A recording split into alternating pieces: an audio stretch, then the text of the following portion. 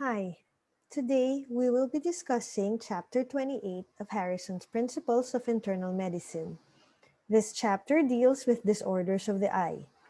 This slide set is part 3 of 3 on eye disorders causing diplopia or double vision in this chapter.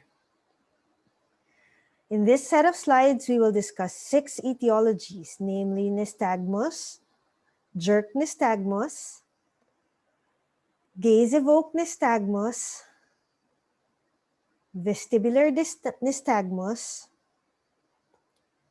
downbeat nystagmus, and opus clonus.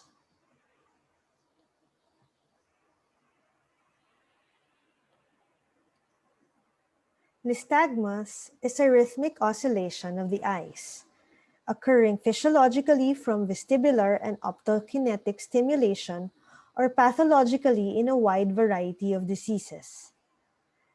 Abnormalities of the eyes or optic nerves present at birth or acquired in childhood can produce a complex, searching nystagmus with irregular pendular and jerk features. This nystagmus is commonly referred to as congenital sensory nystagmus. Examples are albinism, Leber's congenital amaurosis, and bilateral cataract. This is a poor term because even in children with congenital lesions, the nystagmus does not appear until weeks after birth. Congenital motor nystagmus, which looks similar to congenital sensory nystagmus, develops in the absence of any abnormality of the sensory visual system.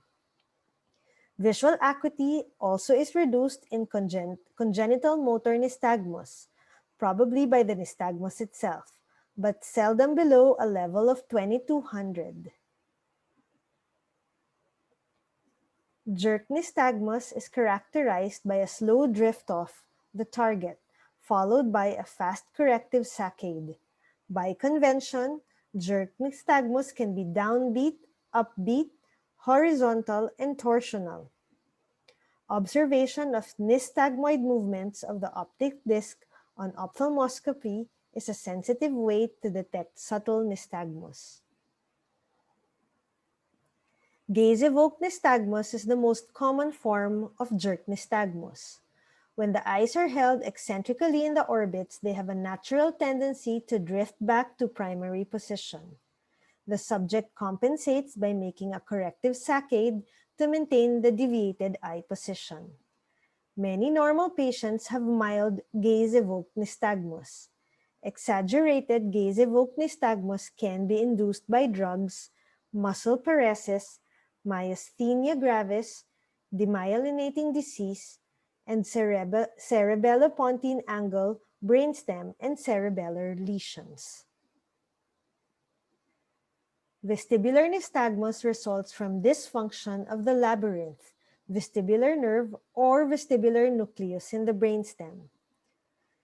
Peripheral vestibular nystagmus often occurs in discrete attacks with symptoms of nausea and vertigo. There may be associated tinnitus and hearing loss. Sudden shifts in head position may provoke or exacerbate symptoms.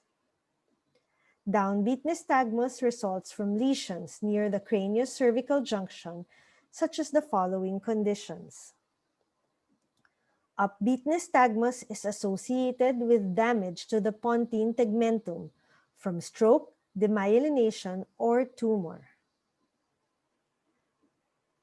Opus clonus is a rare, dramatic disorder of eye movements, which consists of bursts of consecutive saccades known as saccadomania. When the saccades are confined to the horizontal plane, the term ocular flutter is preferred. It can result from the following conditions, or it has also been reported as a benign, transient phenomenon in otherwise healthy patients. This is the last set of slides for disorders causing double vision or diplopia.